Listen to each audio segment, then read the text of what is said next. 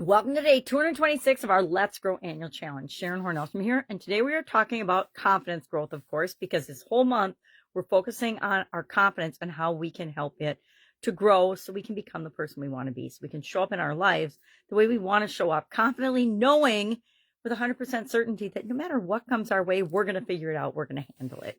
So in Guide 2 today, we've got Penelope's story of being a yes or a no person. Now, usually we're a combination of both yes and no, depending on what's going on in our life, how we feel about it, how we feel about ourselves, and what we can do about that along the way. Being a yes or no person, I guess I've spent years being one or the other, and sometimes both. There's kind of a balance between the two. Being a no person makes us feel safe, keeps us in our comfort zone, but it also means that we might be missing out on opportunities because we say no to pretty much everything, anything that comes our way.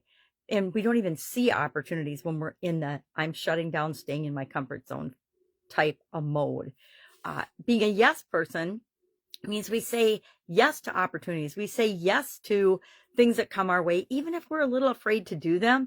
I know early on in my career, I said yes to some jobs and some roles, and nowadays I say yes to some customers and clients that I know are a stretch for me in order to be able to serve them to the best of my ability and to get their needs met. But by doing that, I grow into the person I need to be in order to serve other people well. So today our action is going to be pretty simple. When we say yes to everything, we can burn out and be overwhelmed. Been there, done that. As well as when we say no to everything, we can miss out on possibilities and opportunities because we won't even see them because we're just in our own little bubble, in our own little world. So how do you balance that? That's our question today, is what is one way that you can use to balance, and share it in the comments below, balance between being a yes and no person. And guess what? None of us are 100% one way or 100% the other. Some of us, everything's on a spectrum, right? Some people are more yes people. Some people are more no people.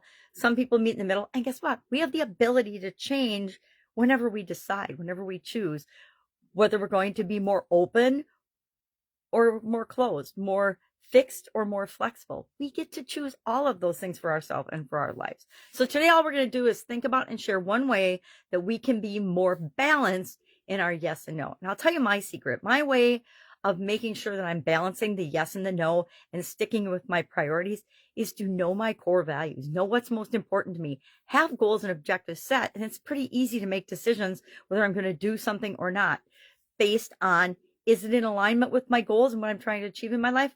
Or is it not? If it's not, the answer is no. If it is, if it's a place where I can grow into and move toward one of my goals, then it's almost always a yes.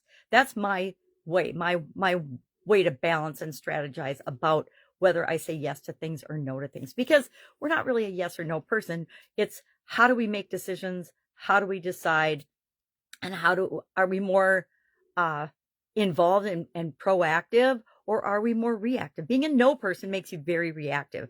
Being a more of a yes person means you're open and flexible and looking for opportunities and ways to grow. So see Penelope's story in Guide 2. If you have any questions, if you need any help with this, if you're like, I have no idea whether I'm a yes or no person, I bet if we talk for 3 to 5 minutes, I can tell you where you're at right now. Doesn't mean you're always there, but where you are at right now. It's like there's certain areas and aspects of my life I'm not where I want to be right now, but I know that where I am right now is a culmination of all the experiences I've had up until now, all the choices, all the decisions, all the thoughts, all the beliefs I've had that have led me to this exact place.